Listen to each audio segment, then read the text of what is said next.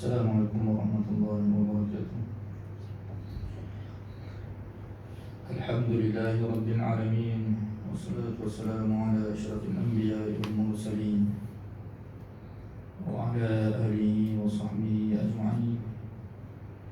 Rabbi shrah li sadri wa yassir li amri wa hlul 'uqdatam min lisani yafqahu qawli. Subhanaka la ilma lana illa ma 'allamtana innaka antal 'alimul hakim. La hawla wa la quwwata illa billahil 'aliyyil 'azim.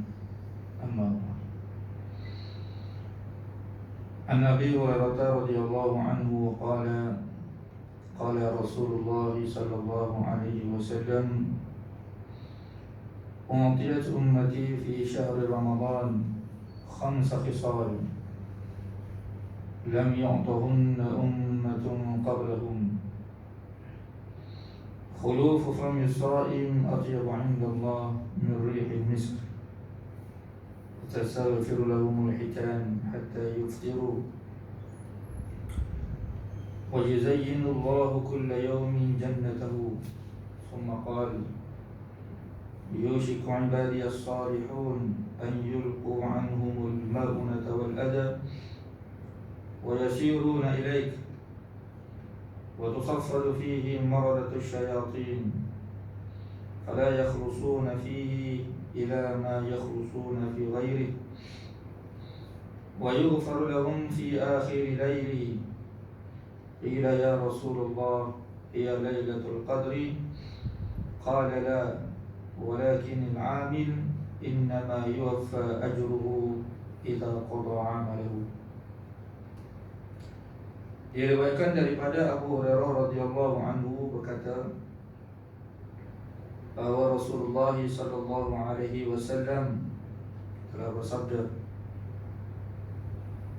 "U'tiyat ummati fi syahr Ramadan." Telah diberikan kepada umatku pada bulan Ramadan khamsa khisal, 5 keistimewaan. Lam yu'tahunna ummatun qablahum, yang mana tidak diberikan 5 keistimewaan ini kepada umat-umat sebelum daripada mereka, umat dulu ya. Yang pertama, khulufu fami as-sa'im atyabu 'inda Allah min rihil misk. Bau mulut orang yang berpuasa lebih harum di sisi Allah Subhanahu wa ta'ala daripada bau kasturi. Itu yang pertama. Yang kedua, ikan-ikan di lautan memohon ampun kepada mereka yang berpuasa sehingga mereka berbuka puasa. Yang ketiga, pada setiap hari bulan Ramadan Allah memperhiasi syurga. Kemudian Allah berkata kepada syurga tersebut, hampir-hampir hamba-hambaku yang soleh melepaskan daripada mereka kesusahan. Wa yasiruna ilaika, dan mereka menuju kepada kamu. Yang keempat, dirantaikan syaitan-syaitan di dalam bulan Ramadan, maka mereka tidak dapat berbuat sebagaimana mereka berbuat pada bulan selain Ramadan. Dan yang kelima, wa yughfaru lahum fi akhir laili, akan diampunkan kepada mereka pada malam akhir bulan Ramadan. Lalu sahabat bertanya kepada Nabi SAW ketika itu, "Ya Rasulullah, wahai Rasulullah, ia Lailatul Qadri, adakah itu Lailatul Qadar? Nabi SAW menjawab, tidak. Akan tetapi seseorang pekerja, Nabi jawab, akan tetapi seseorang pekerja akan disempurnakan upah atau ganjaran kepadanya apabila ia dapat menyempurnakan pekerjaannya. Itu 5 keistimewaan yang diberikan oleh Allah Subhanahu Wa Taala kepada umat Nabi SAW dalam bulan Ramadan lah. Yang mana Nabi SAW menyebut 5 keistimewaan ini tidak diberikan kepada umat dulu. Umat-umat terdahulu mereka pun berpuasa, mereka pun mengerjakan ibadat puasa sama seperti mana kita ni. Sebab puasa ni bukan untuk kita saja, ibadat puasa ni bukan khusus untuk umat Nabi SAW sahaja. Bahkan umat terdahulu pun Allah fardukan puasa. Sebagaimana Allah sebut dalam Quran, kutiba alaikumusiyam kama kutiba alal ladzina min qablikum. Allah Ta'ala sebut, difardukan kepada kamu puasa sebagaimana telah difardukan puasa ini kepada umat terdahulu. Jadi dalam ayat ini Allah Ta'ala sudah memperjelaskan kepada kita bahawasanya puasa ni bukan untuk kita saja.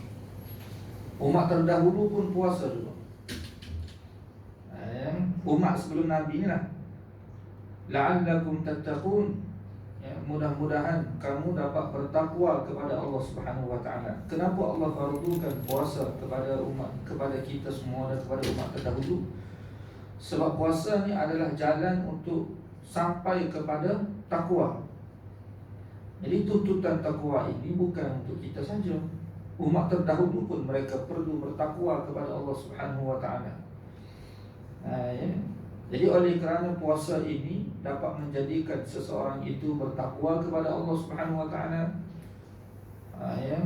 maka Allah Ta'ala fardukan puasa ni kepada semua hamba-hambanya lah, dan kepada semua umat atau kaum. Nabi-Nabi terdahulu pun mereka juga berpuasa. Cuma bagaimana cara mereka itu berpuasa, yang itu kita tidak tahu lah, dan kita tak perlu pun nak tahu. Cukup untuk kita mengetahui umat terdahulu pun puasa. Sebab mungkin dari sudut pelaksanaan itu berbeza lah. Kita sekarang ni berpuasa daripada waktu subuh sampai maghrib. Umat terdahulu kita tidak tahu, mungkin mereka puasa pada malam hari, ataupun mungkin mereka puasa 2 hari baru berbuka. Kita pun tidak tahulah setepatnya itu, kita tidak tahu. Tapi puasa itu sendiri telah difardukan oleh Allah untuk mereka. Hatta kalau kita tengok dalam sejarah puasa, umat Nabi SAW sendiri pun sebenarnya sebelum puasa kita sekarang ni, zaman Nabi lah, ni bukan zaman dulu ya, zaman Nabi SAW. Sebelum kita kerja, kita melakukan ibadat puasa sebagaimana kita lakukan sekarang ni, permulaan puasa pada peringkat awal puasa itu adalah disebut dalam riwayat-riwayat hadis ni, bahawasanya pada ketika itu puasa tu bermula pada waktu malam, bukan subuh, tidak. Dan malam itu bermula apabila sahabat tu tidur dan bangun tidur, bermula daripada waktu tidur. Itu asal puasa. Sebelum Allah Ta'ala fardukan puasa bermula daripada waktu fajar atau waktu subuh sehingga waktu maghrib. Tuan-tuan cuba bayangkan, pada peringkat awal puasa yang Allah syariatkan kepada kita ni, bermula daripada waktu malam dan berbuka maghrib tu, maghrib keesokan, dan bermula waktu malam tu apabila sahabat tu bangun tidur. Waktu tu lah, apabila contohnya tu pukul 10 malam tidur atau tertidur, pukul 10 malam sebab letih. Kalangan sahabat pun mereka bekerja siang hari, kemudian mereka pun mengalami seperti kita juga lah, pernah letih apa semua. Tiba-tiba pukul 11 malam tu mereka tersedar. Jadi sedar tu bangun tu kira-kira kena puasa lah. Bermulanya puasa untuk mereka. Bila pula mereka dibenarkan untuk makan? Maghrib keesokan. Pukul 11. Kalau tidur pukul 8, contoh kita buka puasa. Buka puasa maghrib, maghrib tu memang waktu berbuka lah. Peringkat awal puasa. Bila berbuka puasa, penat sangat kerja siang hari apa semua, pukul 8 sementara tunggu isyak tu kan, tiba-tiba tertidur. Bila bangun tu kira puasa, tak boleh makan. Cuba bayangkan.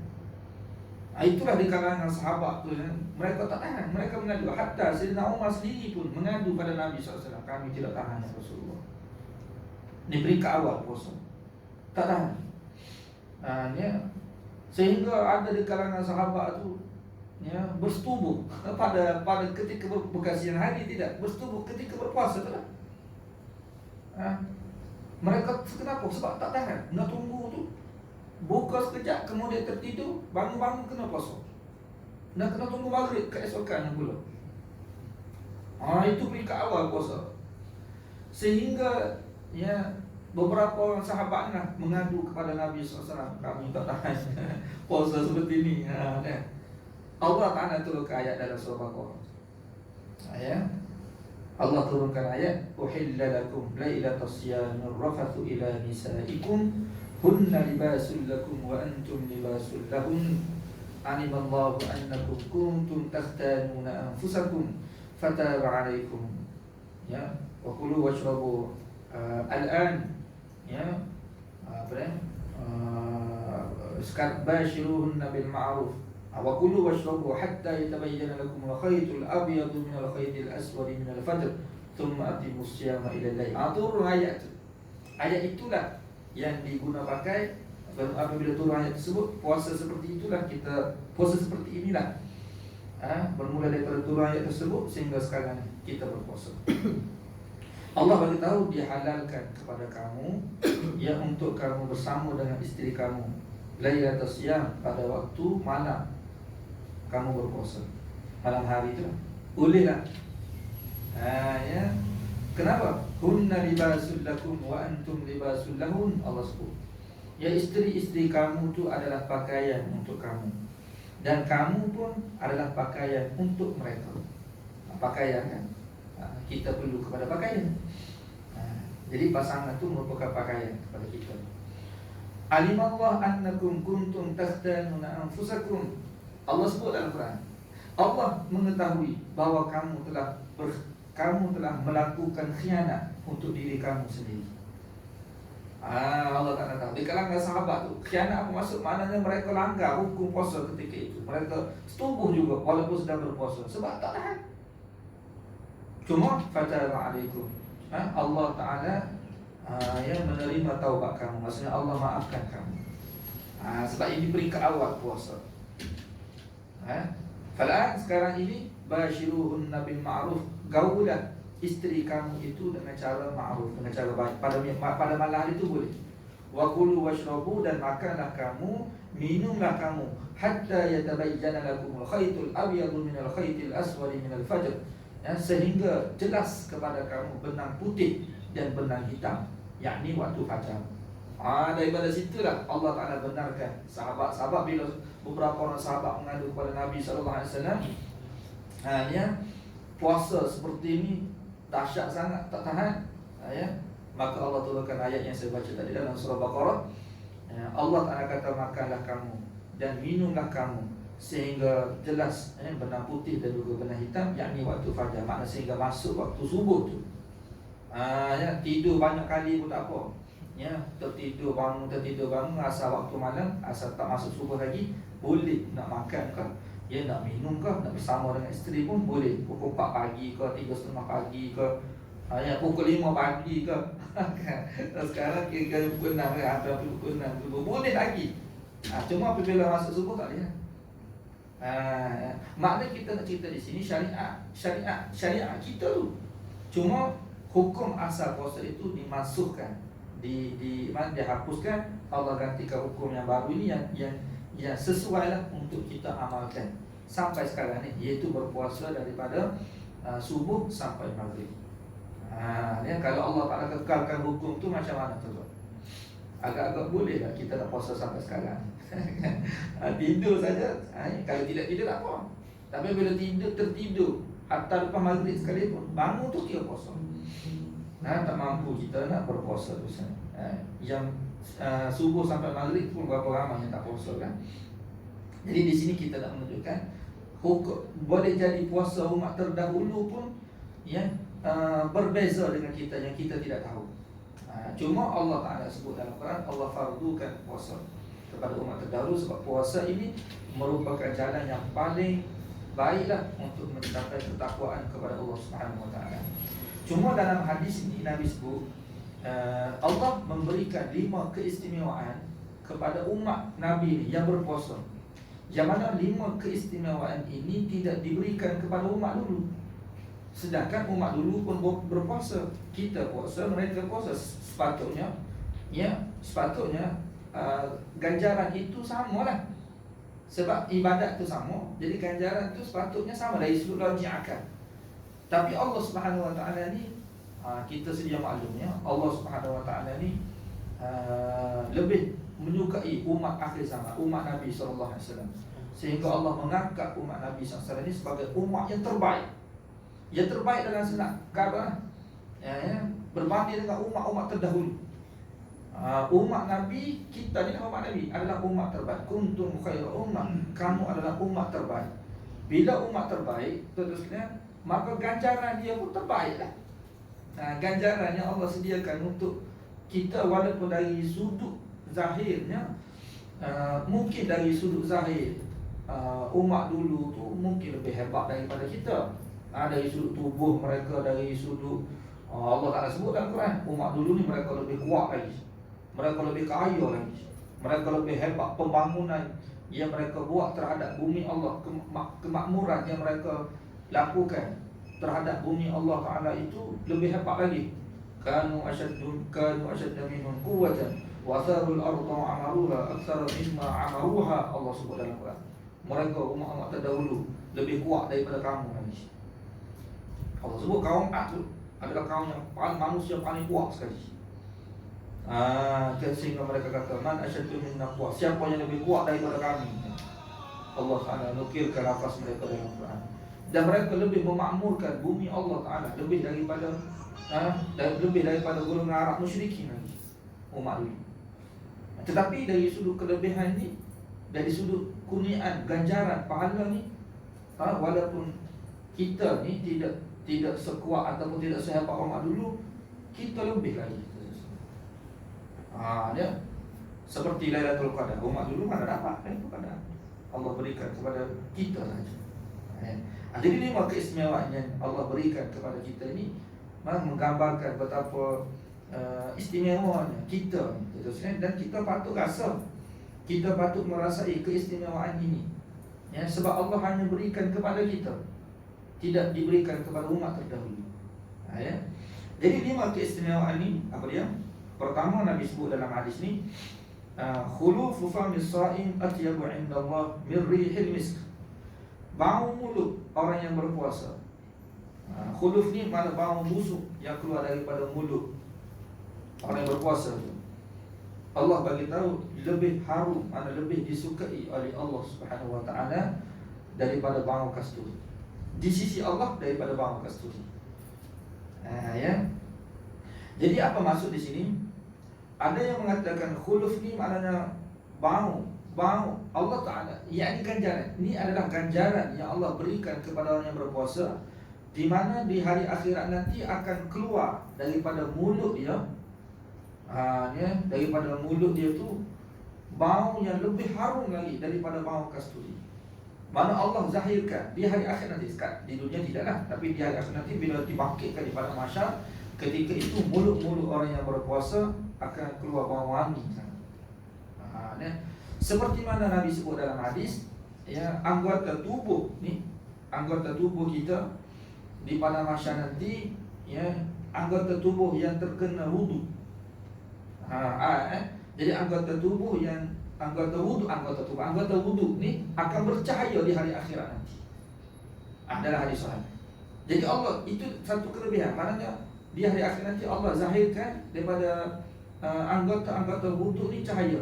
Sebagaimana Allah zahirkan cahaya pada anggota wuduk, demikian juga Allah zahirkan bau yang wangi keluar daripada mulut orang yang berpuasa di hari akhir nanti.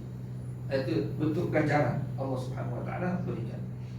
Itu pendapat pertama. Yang kedua, sebahagian ulama mengatakan ini semua adalah Allah Taala bagi tahu ni lebih disukai itu takbir atau gambaran cinta Allah, kasih Allah kepada orang yang berpuasa.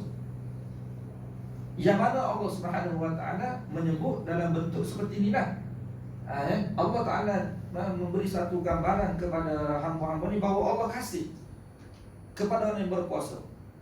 Buktinya sehingga bau mulut dia yang keluar daripada mulut tersebut, bagi Allah tu lebih harum lagi daripada bau kasturi. Jadi lebih harum daripada bau kasturi itu kerana apa? Kerana Allah kasih. Seperti mana pasangan kekasih terusnya yang bercinta. Kan ini tuan-tuan boleh baca kisah Laila Majnun. Laila Majnun kan. Cerita tu pun tak pasti betul ke salah, tetapi memang boleh kira masyhur lah. Di kalangan orang Arab sendiri pun masyhur kisah ni. Laila Majnun. Dia maknanya segala apa yang ada pada Laila tu semua baik semua. Kenapa? Sebab cinta. Dan ini boleh diterima akal kita ni, kerana apabila ada hubungan cinta, segala perkara buruk yang terzahir daripada pasangan dia itu akan dinampak indah, akan dinampak cantik, walaupun orang lain itu nampak tidak cantik. Kan? Contoh kita tengok hitam. Hitam orang tu kita tidak suka lah, contoh kita katakan. Tapi bagi kekasih dia, hitam itu adalah menawan, cantik bagi dia. Ataupun bau busuk, contohnya bau busuk yang keluar daripada tubuh, mungkin orang lain tidak selesa. Sebab kita kata kawan-kawan yang lain itu tidak ada apa-apa hubungan kasih dengan kita. Tapi kalau kekasih, kekasih kita bila dia berada walaupun busuk, tapi bagi dia busuk itu adalah satu keindahan, mana satu kenikmatan, tak biasa. Sebab memang kita tengok kan dalam Quran Allah Subhanahu Wa Taala sebut inna aradna al-amanata 'ala as-samawati wal-ardi wal-jibal fa'abayna an yahmilnaha wa ashfaqna minha wa hamalaha al-insan innahu kana zaluman jahula. Allah sebut, kami telah berikan amanah yang begitu besar. Kami telah bentangkan amanah kepada gunung, gunung, langit, bumi, apa semua ni lah Allah sebut. Amanah apa? Agama ni, wahyu ni kepada gunung, langit semua. Mereka tak sanggup nak terima. Kenapa? Berat sangat ni. Tapi bila dibentangkan, diberikan kepada manusia, manusia sanggup terima. Dan Allah sebut betul-betul manusia itu zalim dan juga jahil. Jadi apa makna zalim? Takkan Allah Ta'ala bagi agama dia kepada orang zalim, orang jahil dalam ayat tu. Jadi yang dimaksudkan zalim jahil ni kenapa kan? Dia dalam agama, walaupun agama tu berat, tapi bagi orang beriman ni, kerana hubungan cinta dia kepada Allah Subhanahu Wa Taala, berat macam mana pun dia sanggup buat. Seperti dia telah buat zalim pada diri dia sendiri tu. Seperti orang jahil tu. Jadi sifat zalim ajarlah kita boleh tengok apabila seseorang tu bercinta. Sanggup ni naik motor daripada Johor ke KL. Naik motor Kapcan. Nak apa? Nak jumpa kekasih. Kerana kekasih ni, kerana kekasih. Jadi kita tidak pelikkan dengan lagu-lagu zaman dulu kan. Lautan api sanggup terjun, apa semua sanggup kordah, gunung tinggi, padahal dia tak buat pun. Cuma nak kita tahu gambaran cinta dia, mana dia sanggup buat. Dia sanggup korbankan diri dia tu untuk kekasih dia. Kita pun boleh jadi pernah juga kan. Kalau tidak sampai tahap mati pun, maka kita pernah berkorban untuk kekasih kita tu. Sehingga orang tengok, oh kamu sanggup naik motor 400 km, motor Kapcai C70. Motor kalau motor apa panggil besar tu sisi besar tu okey, juga motor C70 naik sampai ke air sana semata-mata nak jumpa kekasih, tidak bodoh kita kata. Kan? Dan dia sanggup buat zalim pada diri dia sendiri. Gedah hujan lah, gedah panas lah, apa semua. Tengok. Itu kerana apa? Kerana cinta. Manusia sanggup buat apa saja. Ini cinta maksudnya. Ini cinta ataupun kasih Allah kepada orang beriman ni, sehingga bau mulut yang busuk keluar daripada orang berpuasa tu kan. Bagi Allah tu Allah lebih suka lagi. Sebab itulah sebahagian mazhab termasuk Imam Syafi'i dan beberapa ulama yang lain yang sependapat dengannya mengatakan makruh kalau kita sugi gigi tu pada waktu petang. Biasanya bau ni akan keluar pada waktu sebelum petang. Tambah-tambah kalau kita jarang cakap, dia akan jadi cepat bau. Jadi kalau boleh bau tu jangan bagi hilang, biar bau tu. Sebab harum di sisi Allah Subhanahu Wa Taala lebih lagi daripada bau kasturi. Bagi saya itu pendapat yang lebih lebih sesuai lagi. Yang maknanya Allah kasih kepada orang yang berpuasa ni. Hamba-hamba yang berpuasa ni Allah kasih tu sebenarnya. Sebab kita berlapar, yang kita sanggup, bukan kita tak mahu makan, nak makan sangat-sangat. Ini sangat-sangat nak makan, nak buat tu. Sebab apa yang Allah Ta'ala tegur tu halal semua. Bukan tidak halal tu, halal semua. Makan halal, minum halal, yang bersama isteri halal. Tapi tidak boleh buat. Kenapa tidak boleh buat? Nak patuh minta Allah. Dalam keadaan ada keinginan yang teramat sangat. Buktinya, cuba pukul 4 hari kita pergi bazar Ramadan, pukul 5. Kan? Macam-macam kita rasa nak makan ketika itu, tapi tidak boleh makan. Jadi Allah suka sifat tu kan.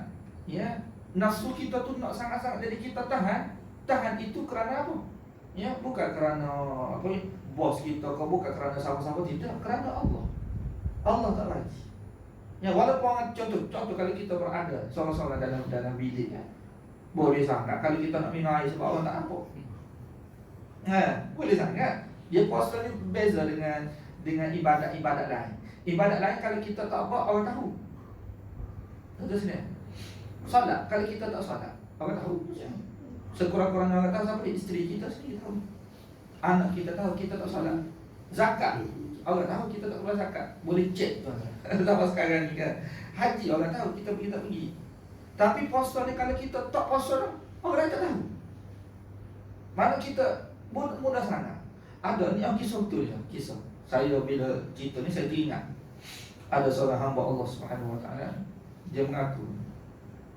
Dia kata tahun lepas baru saya puasa penuh Ustaz.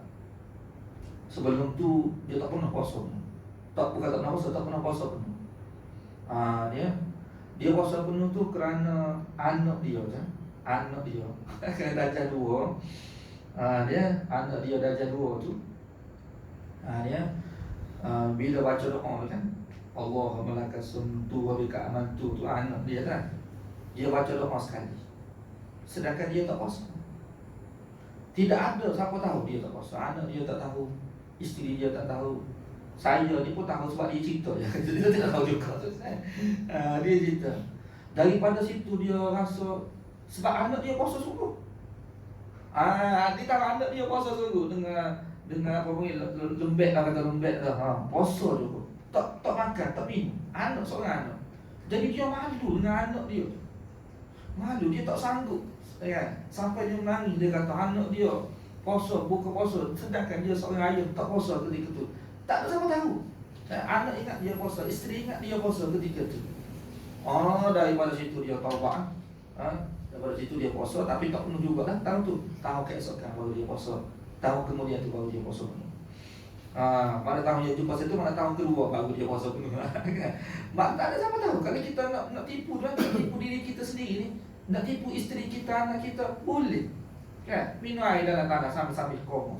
Kan? Sampai dia tahu, tak ada orang tahu. Sebab tu ganjaran puasa ni, kalau Allah Ta'ala sebut dalam Quran, aku sendiri bagi. Kan? Sebab aku saja tahu siapa puasa, siapa tak puasa. Jadi apabila kita boleh tahan makan minum ni, dalam keadaan peluang untuk kita makan minum tu sebenarnya ada. Makan tu mungkin payah sikit minum. Minum. Boleh, tapi dia tahan juga. Kerana Allah Subhanahu Wa Taala, Allah suka. Sehingga bau busuk ni yang ada pada dia ni, Allah Ta'ala suka. Lebih daripada bau kasturi. Itu kelebihan yang pertama lah. Ada 5 keistimewaan. Yang kedua, dalam hadis ni, Nabi SAW menyebut, وَتَسْتَغْفِرُ لَهُمُ الْحِتَانِ. Hitan hatta yuftiru. Ya.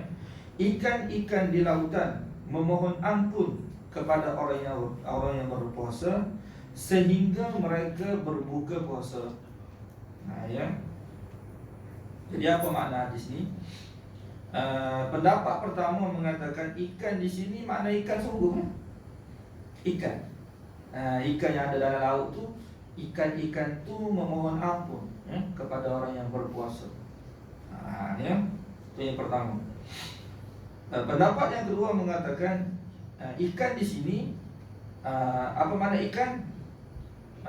Nabi SAW sebut ikan ni dengan makna semua, bukan ikan saja, makna semua makhluk yang ada dalam laut tu. Makhluk-makhluk yang ada dalam laut tu. Jadi ikan ni salah satu jenis makhluk yang ada dalam laut. Tapi yang ada dalam laut tu bukan ikan saja.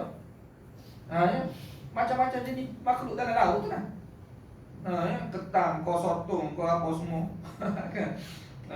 Ni anjing laut, kau singa laut, kau kuda laut, kau apa semua.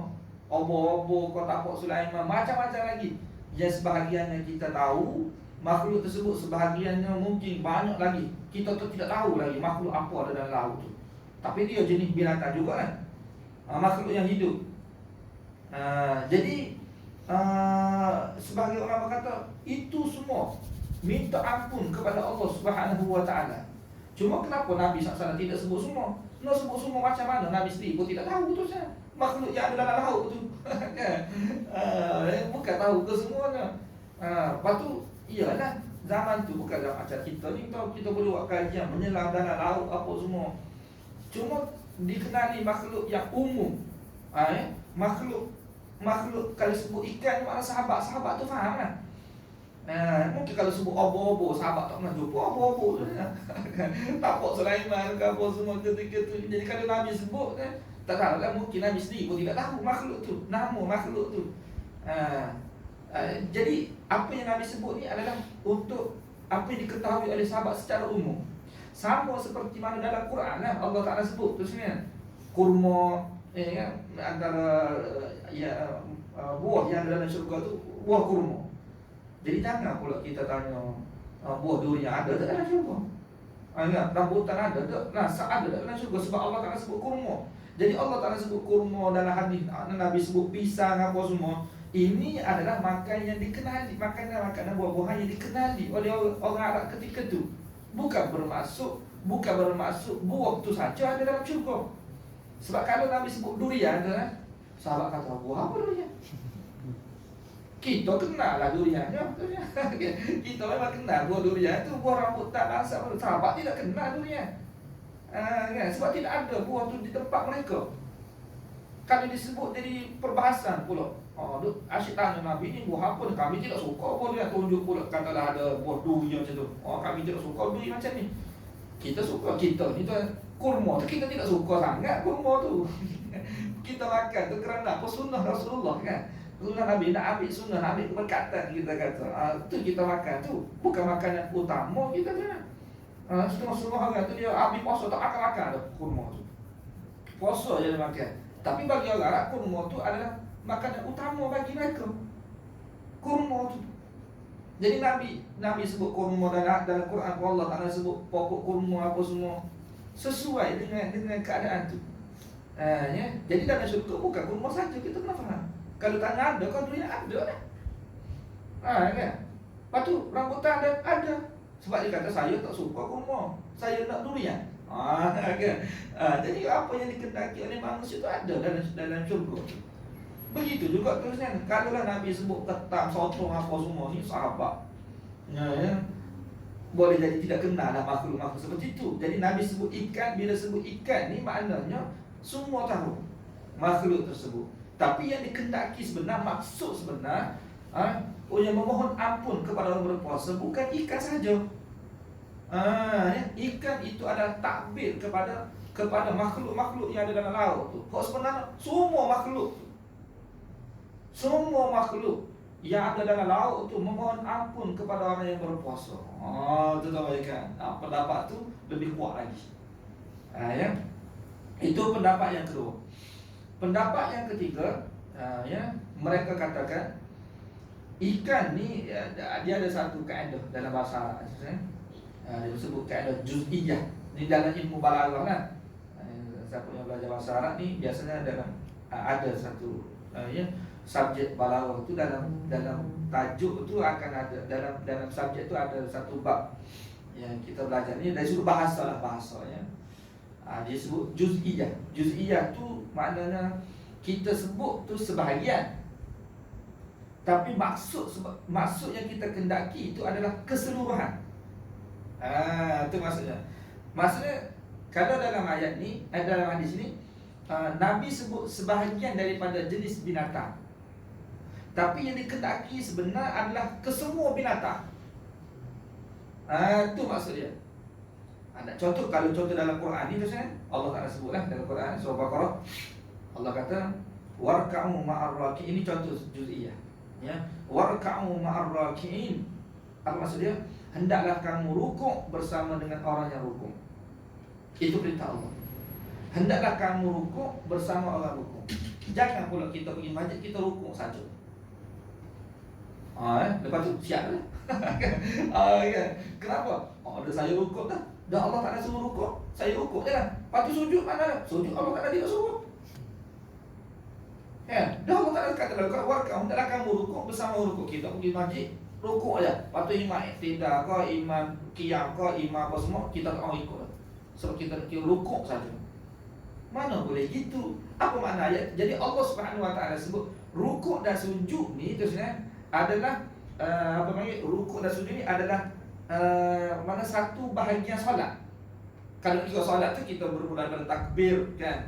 Part of solat. Maksudnya bahagian-bahagian solat. Takbir, qiyam, rukuk, sujud, duduk di antara dua sujud, tahiyat. Jadi banyaklah bahagian-bahagian solatnya. Jadi Allah Subhanahu Wa Taala tidak sebut semua. Allah Subhanahu Wa Taala sebut satu saja bahagian solat. Jadi Allah sebut satu tapi Allah kendaki semua. Bukan Allah telah kendaki rukuk saja. Jadi ayat tu maksud hendaklah kamu solat bersama dengan orang-orang yang solat. Solat Jumaat hendaklah kamu solat bersama dengan orang yang mengerjakan solat. Itu maksud sebenar. Itu kaedah juz'iyah. Sebut sebahagian tapi yang kita kendaki keseluruhannya. Ataupun sebaliknya, kita sebut semua. Ini dalam bahasa Arab kita sebut semua, tapi yang kita kendaki, yang kita maksudkan sebenar bukan semua tu, tapi sikit saja. Allah tanya kita baca dah Quran, kita kata baca dah. Padahal bila kita sebut Quran tu makna kesemua Quran lah. Sebab Quran ni 30 juzuk tu Quran. Daripada Fatihah tu sampai apa ni? Sampai An-Nas tu kita panggil Quran.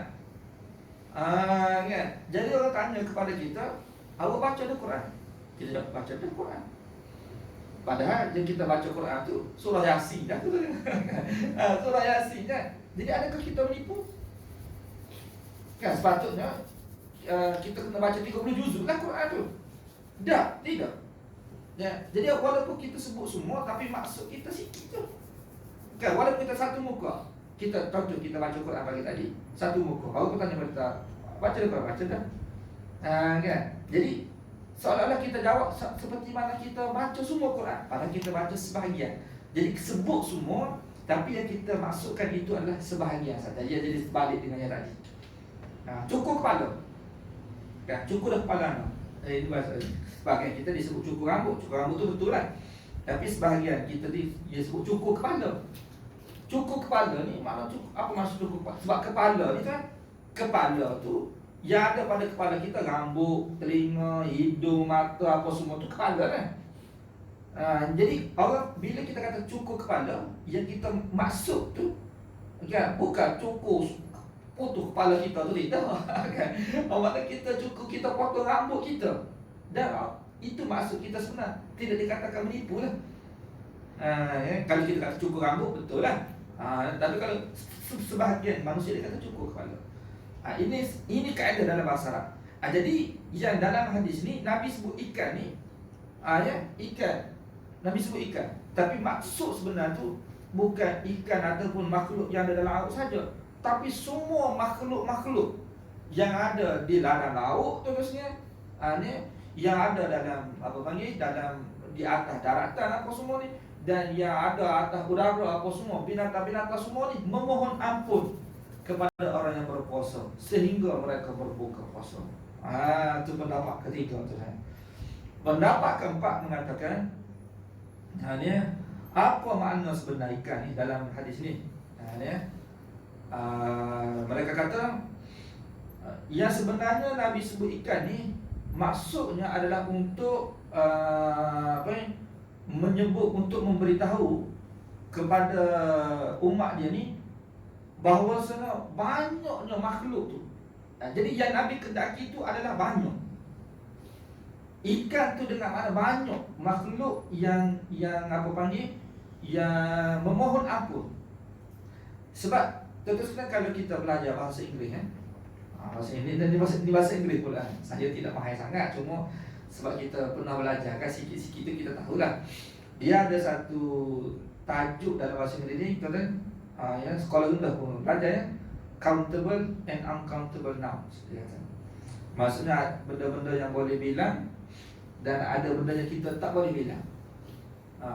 Garam, gula tu kalau nak bilang sebenarnya. Tapi kalau ada benda-benda tu kita boleh bilang. Dan ikan ni termasuk kan sesuatu yang kita boleh bilang. Jadi kita boleh bilang lah, 1 ekor ikan, 2 ekor ikan, 3 ekor ikan. Kita pergi ke kedai, kita kata kepada tuan kedai tu, saya nak 10 ekor ikan. Dia bagi, dia boleh bilang 10 ekor. Kan? Ataupun kita sendiri, kita nak beli 10 ekor.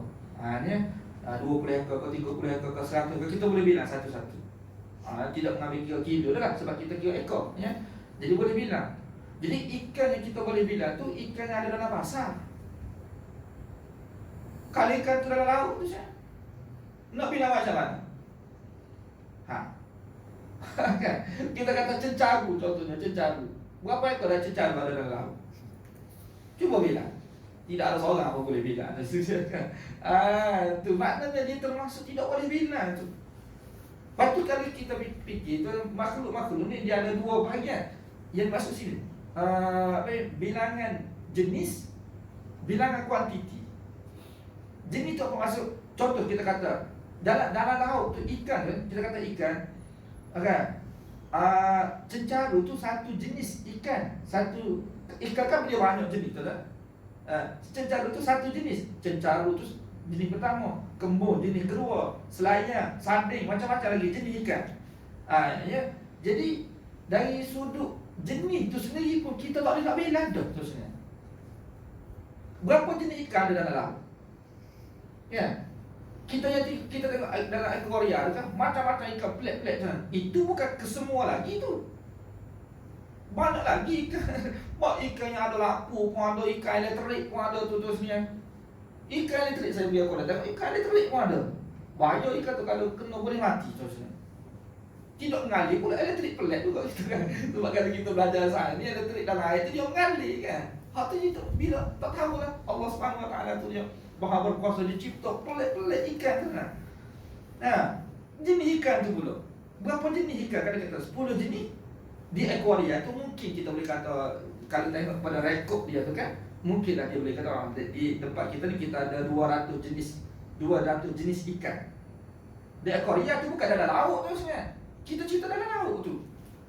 Ikan apa? Siapa boleh bagi tahu berapa jenis? Tak terbilang dah ikan. Sebab laut di atas muka bumi ni pula tu sebenarnya dia ada 7 jenis, 7 ocean kan, 7 ocean. 7 lautan. Kan? 7 lautan, walaupun kita tengok macam satu jenis, satu laut tu kan dia bersambung semua, tapi sebenarnya ada 7 lautan. Terus kena dulu saya belajar di Afrika Afrika Selatan, Johannesburg kan. Time waktu cuti kan, kita pergi ke pasar, pasar raya seperti Aeon, Tesco gitulah. Jadi kita pernah tengok lah, saya pernah tengok kan, tempat makanan basah tu, ikan apa semua. Yang kita tengok ikan yang tak pernah kita tengok di Malaysia. Nak cari kembung, selayang kat sana tu sana, cencaru tak ada. Tongkol tak ada. Ikan yang pelik-pelik tu sana. Boleh tak tahulah nama. Dia adalah nama dia tulis kat situ, tapi saya pun dah tak ingat dah nama apa tu sebenarnya. Memang pelik-pelik ikan daripada lautan Hindi dan Pasifik tu. Sebab Afrika tu dia belah sana kan, dia berat Pasifik dengan Hindi kan. Kita ni laut Cina Selatan. Lepas tu ikan tu dia tak boleh pergi sana. Kenapa? Sebab Allah sebut dalam Quran, ya, bainahuma barzakhul la yabghiyan. Ya, di antara dua laut tu, walaupun kita tengok dia bercantum, tapi sebenarnya dia ada barzakh, dia ada halangan. Kan, ikan ni dia tak boleh nak masuk.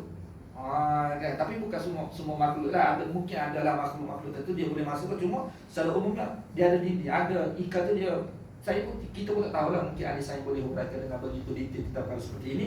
Maknanya tuan-tuan sekalian, yang Nabi SAW kendaki di sini sebenarnya, dia kata ikan-ikan ni iaitu banyaknya, kan, sehingga tidak terhitungnya makhluk-makhluk Allah Subhanahu Wa Taala ini, ya, untuk mendoakan, ya, keampunan kepada orang yang berpuasa. Itu jenis ikan. Lepas tu, ya, setiap satu jenis ikan tu pula berapa ekor ada?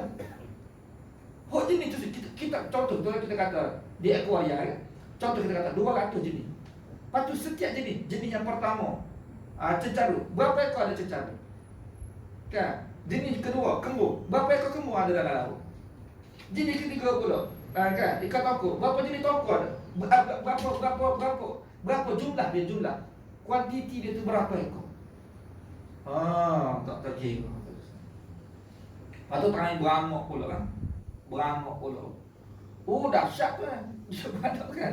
Bukan beranak, dia bertelur pula tu. Sekali keluar, saya pernah tengok kuda laut waktu pergi akuarium kan. Kebetulan saya pergi tu, kuda laut tu tengah beranak. Dia keluarkan anak dia. Ya. Sebelum pergi tu kita gambar kuda laut ni besar macam kuda lah tu sini. Rupanya kuda laut kecil je. Kecil sangat-sangat, terkejut saya tengok. Ni rupa kuda laut kita. Nak tengok kecil Allah. Sebab kita duk tengok dalam cerita kartun sebelum ni kan, si orang boleh naik atas kuda tu. Kartun punya cerita kartun punya pukulan tu, kita duk percaya kat kuda laut tu besar kan. Kecil je rupa-rupanya. Lepas tu dalam keadaan dia kecil tu kan, waktu kebetulan saya tengok tu dia beranak tu, dia keluarkan anak dia. Kan? Dia bersembur anak dia. Sekali dia pacu keluar tu, dia sembuh keluar anak dia beratus terusnya. Terkejut saya tengok. Kan. Lepas tu kita nak kira lagu mana tu semua? Berapa jumlah tu kalau kita nak kira? Nak kira tu pula salah. Kalau ikan tu macam ikan paus, mungkin boleh kita kira dah besar. Lepas tu halu-halu gitu. Banyak tu. Jadi kalau kita terima pendapat tu mengatakan, ya, maknanya banyaklah makhluk-makhluk Allah ni doa keampunan untuk orang yang berbuka puasa. Dan bagi saya itu pendapat yang lebih kuat lagi dan lebih kita nak terima. Maknanya semua makhluk. Sebab di dalam riwayat yang lain tu sebenarnya tempat hitan, mana tempat ikan itu Nabi sebut malaikat. Malaikat pula. Mana watastaghfiru lahumul malaikat. Ya. Dalam riwayat yang lain, mana malaikat memohon ampun kepada orang yang berpuasa. Jadi kalau kita tengok riwayatnya saya baca ni dari riwayat-riwayat yang lain, kita kabur sekali semua, ya. Jadi kita boleh buat kesimpulan ni, makna semua makhluk, semua makhluk termasuk malaikat-malaikat, binatang-binatang, kan? Boleh jadi tumbuh-tumbuhan pun, ya, memohon ampun kepada orang yang berpuasa sehingga mereka berbuka puasa. Jadi tuan-tuan sekalian, inilah yang kata keistimewaannya yang tidak Allah bagi kepada umat terdahulu. Allah hanya bagi kepada kita. Dan ini tuan-tuan sekalian, kalau kita tengok istimewa ni. Kenapa? Sebab kalau kita fikir, kita sendiri pun tak minta ampun untuk diri kita. Dalam setiap hari kan, berapa banyak kita minta ampun?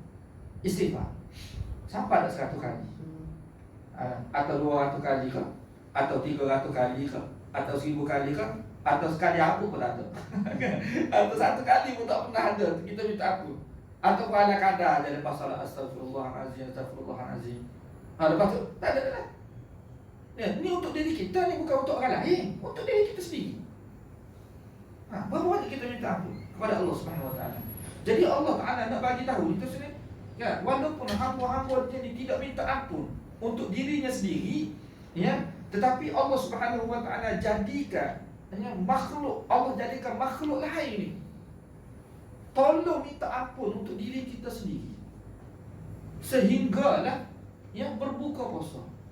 Berapa banyak makhluk tu mau ampun untuk kita sebenarnya.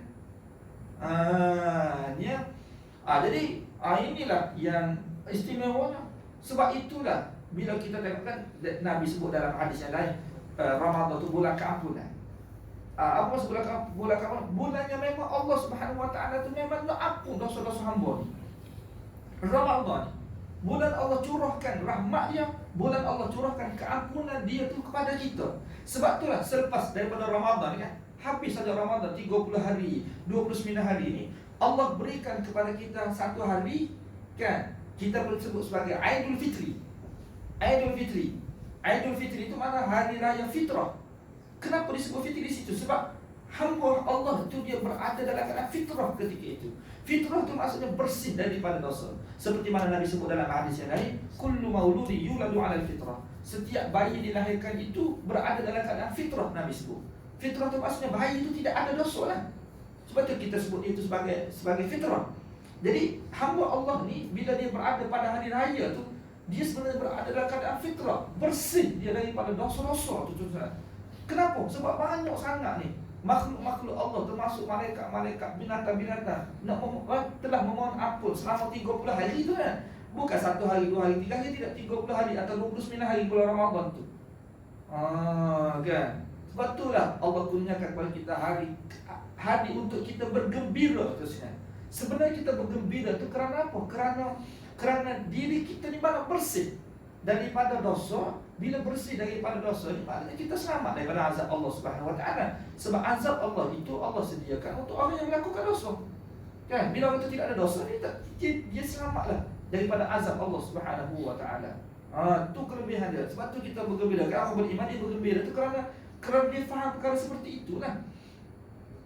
Ni bukan bergembira setengah-setengah tu mampak tu nyanyi terus. Tidak, kita gembira kerana diri kita tu telah dibersihkan oleh Allah Subhanahu Wa Taala. Sebab itu dalam hadis yang lain Nabi cerita Jibril doa celakalah kepada orang yang telah mendapati bulan Ramadan tapi dia masih tidak diampunkan oleh Allah Subhanahu Wa Taala. Jadi kalau ada lagi hari raya tu ada lagi manusia tidak diampunkan oleh Allah Ta'ala setelah mana berlalu 29 hari, 30 hari Ramadan, mana betul-betul celaka dia. Ya, sebab Allah Ta'ala sediakan asbab-asbab keampunan tu begitu banyak tu dalam bulan, tapi masih tidak diampunkan. Saya tak dapat cerita siapakah golongan itu sebenarnya kerana masa tu. Cuma yang kita doa pada Allah supaya Allah Ta'ala memilih kita di kalangan hamba yang Allah ampunkan dosa, dan Allah pelihara kita daripada hamba yang tidak diampunkan dosa khususnya. Jadi sekadar ini saja insya-Allah tazkirah pada hari ini. Ada 5 keistimewaan ni saya tak sempat nak huraikan keseluruhannya, 2 saja insya-Allah. Sekadar ini saja insya-Allah. Kita berjumpa lagi kalau masa yang Allah izinkan. Sekian wabillahi taufiq wal hidayah. Assalamualaikum warahmatullahi wabarakatuh. Alhamdulillah rabbil alamin wassalatu wassalamu ala asyrafil anbiya'i wal mursalin wa ala alihi washabbihi ajma'in. Allahumma faqihna fid din wa 'allimna at-ta'wil wa hdina ila sawa'is sabil. Rabbana atina fid dunya hasanah wa fil akhirati hasanah wa qina adzabannar. Alhamdulillahi rabbil alamin. Ada sumbangan untuk